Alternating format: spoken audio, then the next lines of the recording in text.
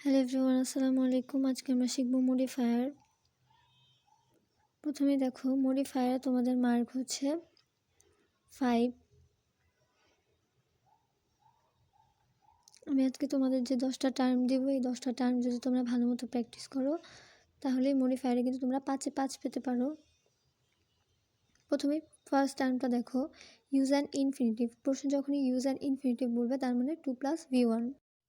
যেমন দেখো, হি বট আ ক্যামেরা, 2 আছে তার মানে V1 হবে। প্রশ্নে যখন ইনফিনিটিভ থাকবে তখনই কিন্তু তোমরা V1ই বসাবা। সে একটা ক্যামেরা কিনেছিল ছবি তোলার জন্য, আমরা কি লিখবো? হি বট এ camera to take photos.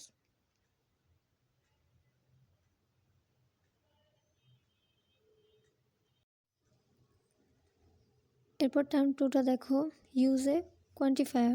Quantifier মানে কি? 1, 2, 3, 4, many, much, several, a lot, a little.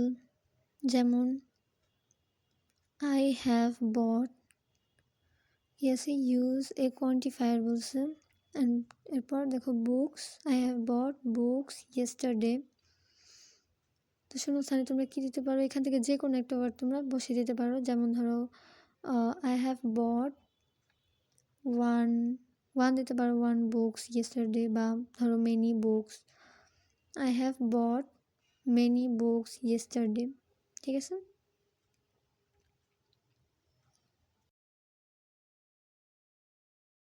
এরপর দেখো term 3, use an article. Article মানে কি? A an the. ওকে, যেমন dash boy who got GPA 5 is my friend. এখানে কার কথা বলছে?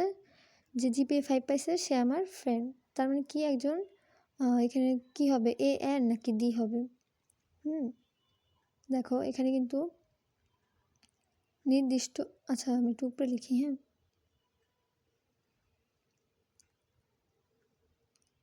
এখানে একজন নির্দিষ্ট ব্যক্তির কথা বলছে।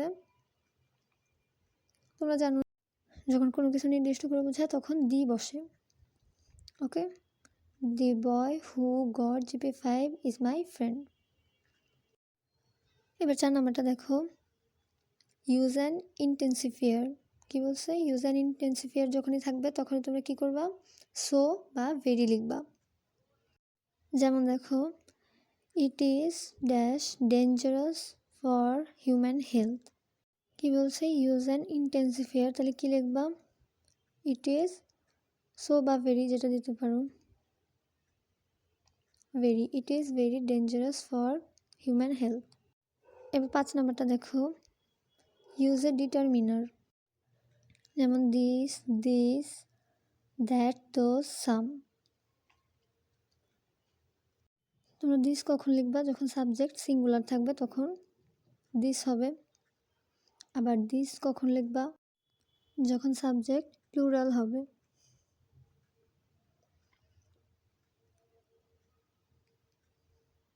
দ্যাটের ক্ষেত্রেও সেম, যখন নাকি সিঙ্গুলার হবে এবং কাছে থাকবে তখন তোমরা দ্যাট লিখবা। আবার দোজ কখন লিখবা? যখন প্লুরাল হবে এবং দূরে থাকবে। কোনো কিছু যখন দূরে থাকবে তখন প্লুরাল, এবং দূরে থাকলে তখন দোজ হবে।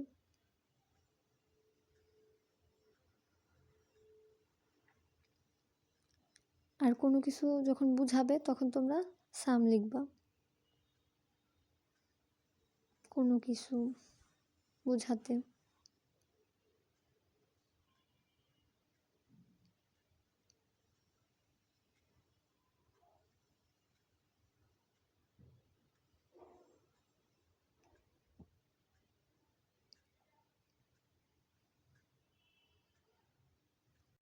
যেমন দেখো, dash dishonest businessman use harmful chemicals in food and fruits.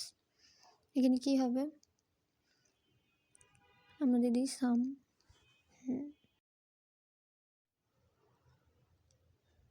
এরপর 6 নম্বর টার্মটা দেখো, পাস্ট পার্টিসিপল মানে কি? V3। যেমন ডান, গন, ইটেন, স্পোকেন। যেমন the rice is dash, use a past participle. তার মানে কি লিখতে হবে? V3। তাহলে কি লিখবো? The rice is dash by me, এখানে কি হবে? Eaten. The rice is eaten by me. 7 নাম্বারটা দেখো, use a present participle. Present participle মানে কি? Verb plus ING. যেমন স্পিকিং, রিডিং, রাইটিং এটসেট্রা। যেমন দেখো, the other room is dash, কি বলছে? Use a present participle. Room where newspaper magazine are placed. কি লিখতে পারি আমরা? লিখতে পারি রিডিং।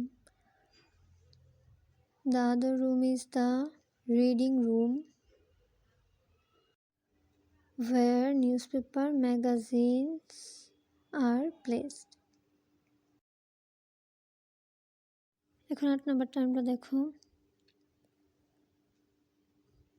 প্রিমোডিফাই দ্য নাউন মানে হচ্ছে adjective.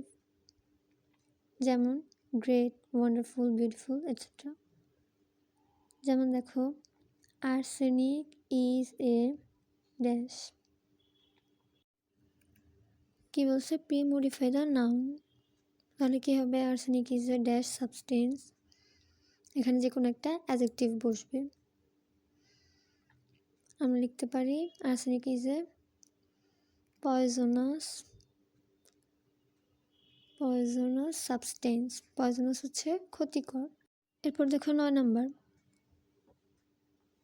Post modify the verb মানে হচ্ছে অ্যাডভার্ব। যেমন